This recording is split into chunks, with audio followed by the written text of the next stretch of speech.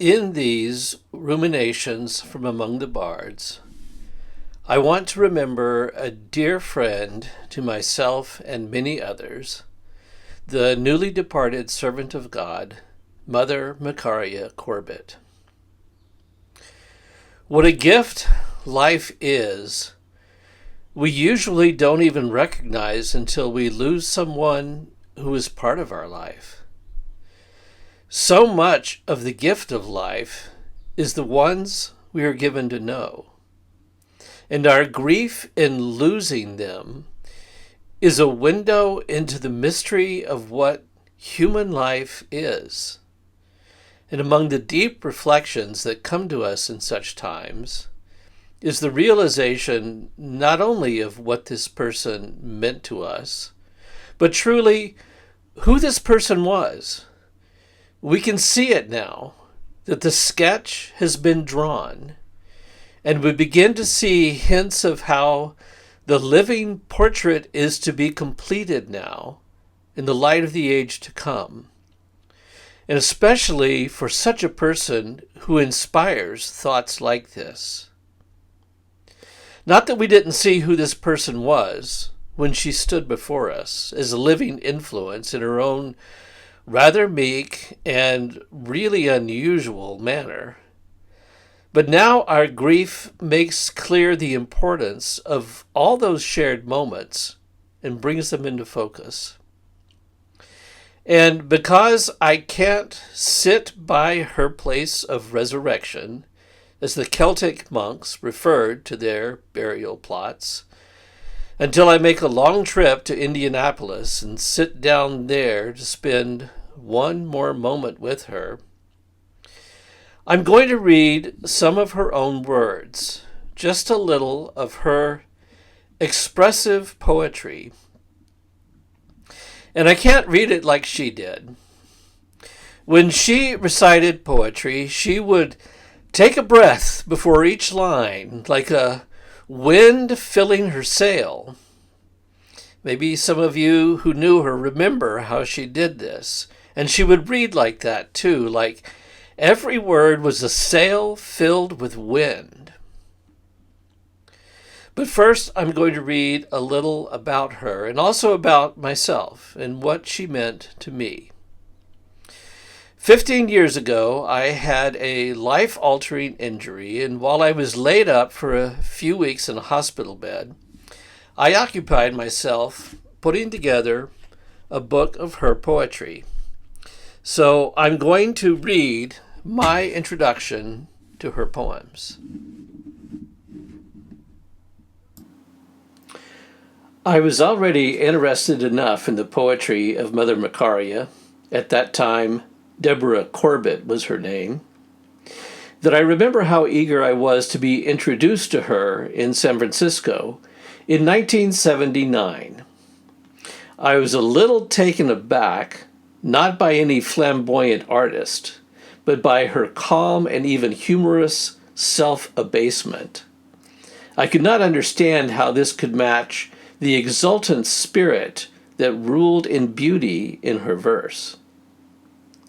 I do not mean to say that she lacked confidence in her poetry. She knew she had a gift, and with such inspired poems as Leviathan's Belly, Santa Lucia, Annunciation, and the Angel's Villanelle, all included in this collection, she surprised the coffee houses and Italian bars of San Francisco's North Beach. 3 decades after the Beat Poets, small circles of poets were still to be found there and in other neighborhoods.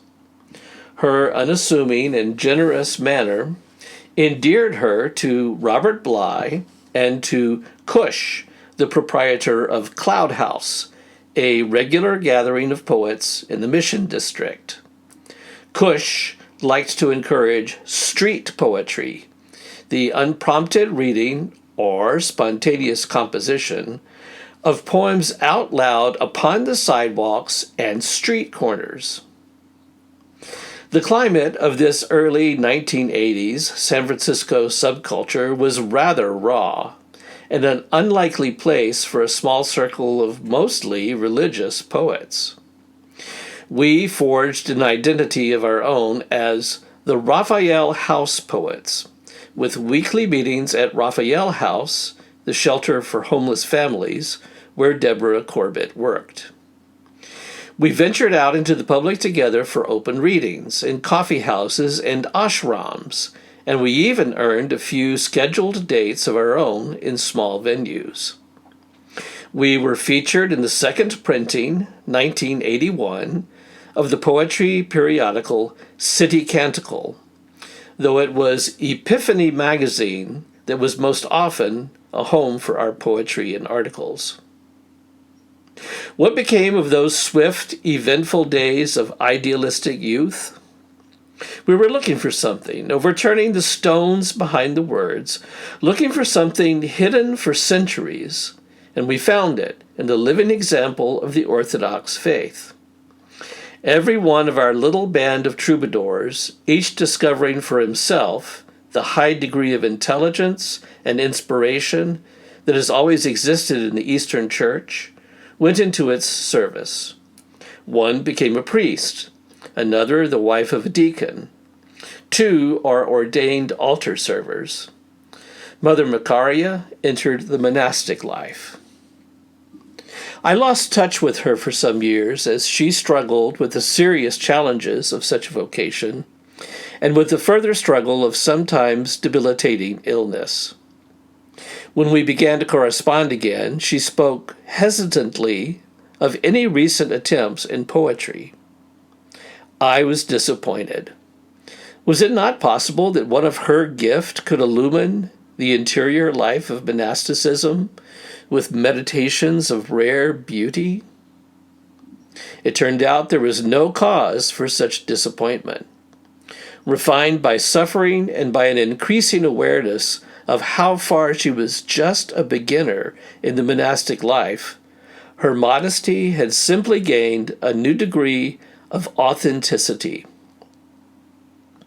Beside the depth of thought that makes a true poet, Mother Macaria's lines have not abandoned any of her own unique mastery of the music of language, accomplished by decades of labor.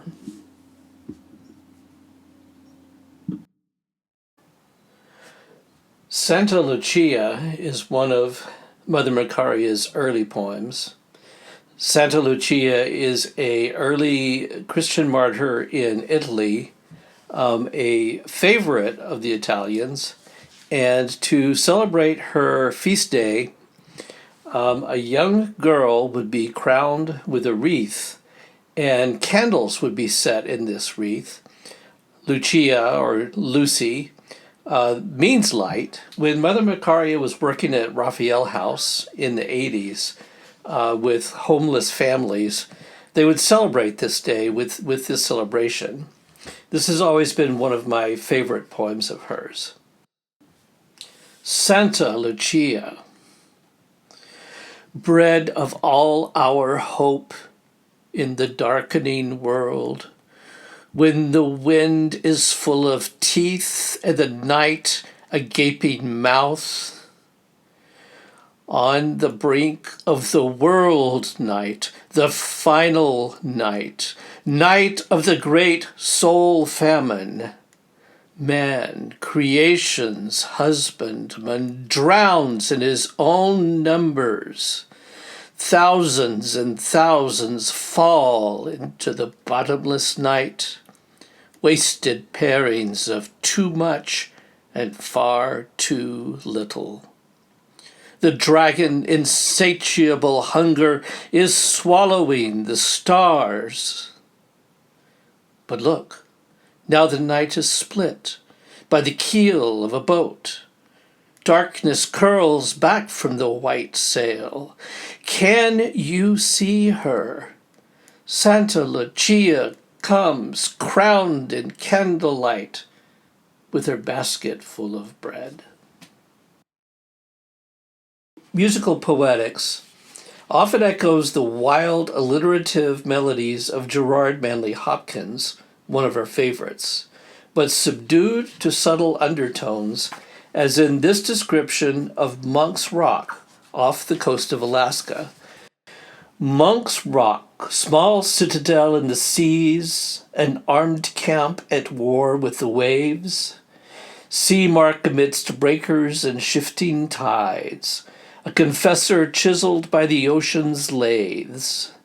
You are the mariner's truth where all else slides, a measure for the ocean's turbulent pleas.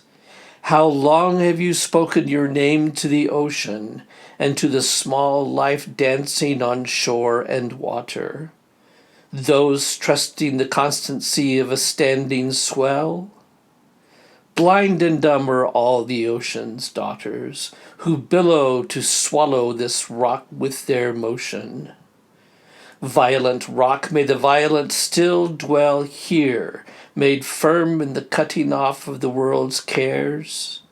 Violent monks storming heaven with unceasing prayers. While retaining beauty of expression, her thought sinks towards the depths of contemplation available to a poet who has embraced the promise of the monastic vocation. Here is the poem that I want to read next, and this is Monk's Lagoon. I will close my eyes to this sea view, to these ethereal, earthly sunset hues, iridescence of rose amid slate on deep blues, mirrored in the lagoon's waters for a moment. This halcyon sea with its inhabitants, undisturbed in their paradise, resting upon the ebb tide and fluid evening.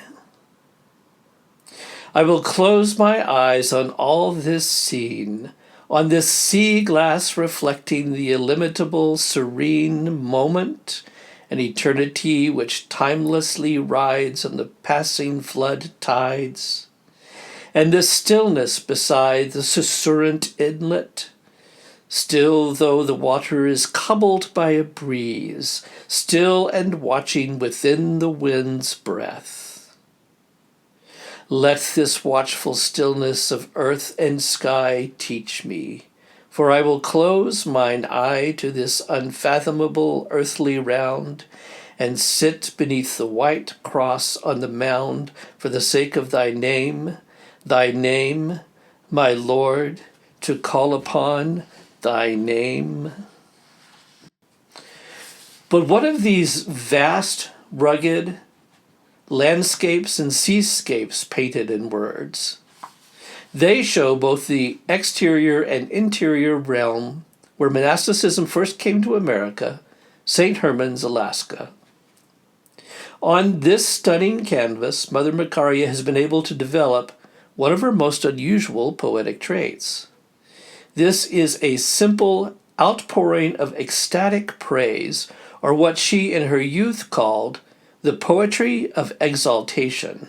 Not forced, not pretentious, but with a genuine childlike innocence to speak openly before God and his tremendous cosmos in a manner that has not been heard, perhaps, since the early medieval Caedmon, another of her favorite poets.